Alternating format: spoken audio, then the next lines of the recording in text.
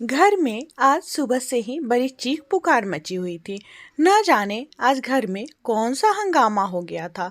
रमेश की बीबी जोर जोर से चिल्ला रही थी, इतनी जोर से कि आसपास के घरों के लोग भी अपने घरों से बाहर आ गए। दरवाजे के पीछे एक वृद्ध औरत सिकुचाई सी आंसू बहा रही थी।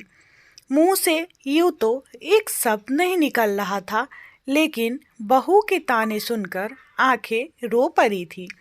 इधर रमेश अपनी बीबी को बार बार समझा रहा था कि माँ ऐसा नहीं कर सकती।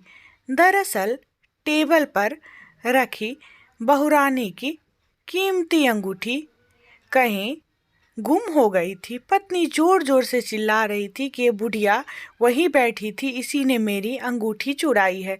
बेचारी माँ बेबस सी अपने बेटे की तरफ आस लगाकर देख रही थी, शायद यही कुछ बोले। बहुरानी ने तो समाज के आगे इज्जत उछालने में कोई कसर छोड़ी ही नहीं थी।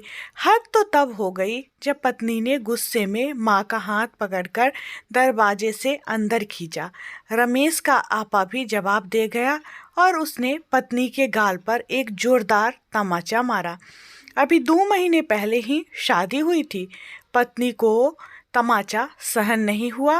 वो गुस्से में पति पर चिल्ला के बोली, तुमको मुझसे ज़्यादा अपनी माँ पर विश्वास है, ऐसा क्यों? रमेश की आंखों से भी अब आंसू निकलने लगे और बोला कि जब मैं बहुत छोटा था उसी समय मेरे पिता का देहांत हो गया था। तब मेरी माँ ने दूसरों के घरों में बर्तन मांजकर और झाड़ू लगाकर मुझे पाला।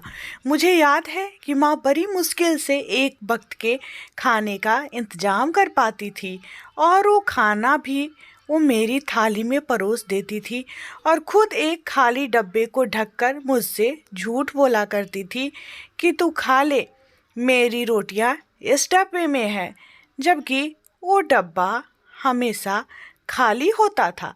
लेकिन मैं भी जानता था, तो मैं आधी रोटी बचाकर माँ से बोलता था कि मेरा पेट भर गया और आधी रोटी माँ को खिला दिया करता था।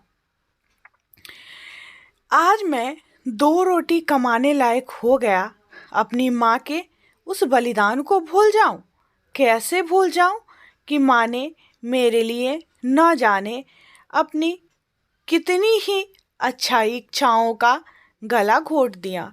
तुम तो मेरे साथ अभी केवल 2 महीने से हो, लेकिन मैंने तो माँ को पिछले 25 वर्षों से लगातार तपस्या करते देखा है।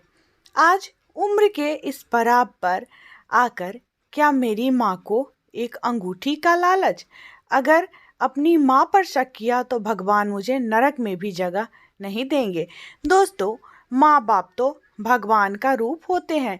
धिक्कार है ऐसे लोगों पर जो अपनी माँ बाप के बुढ़ापे का सहारा भी नहीं बन सकते, और अपनी औलाद के लिए माँ बाप क्या कुछ कुर्बान नहीं करते। सारा जीवन बच्चों को पाल पोस के बड़ा करते हैं और बदले में मांगते ही क्या है? बुढ़ापे में 2 वक्त का खाना और अपने बच्चों का प्यार।